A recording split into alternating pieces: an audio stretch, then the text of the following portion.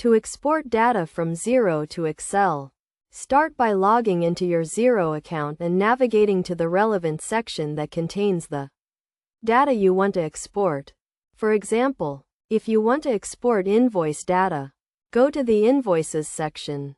Once you are in the correct section, click on the Export button, usually found at the top right corner of the page. This will open a drop-down menu where you can select the type of export you want to perform, such as summary, detail, or a specific date range. Choose the Excel format as your export option, and then select the specific data you want to include in the export, such as invoice numbers, dates, and totals. You can also choose to include additional information like customer names and addresses. After selecting your export options, click the Export button to download the data as an Excel file. Depending on the size of your data, this may take a few seconds or a few minutes. Once the export is complete, you can open the Excel file and review the data.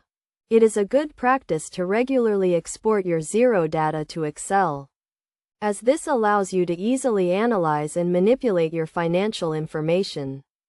You can use Excel formulas and functions to perform calculations, create charts and graphs, and identify trends in your data.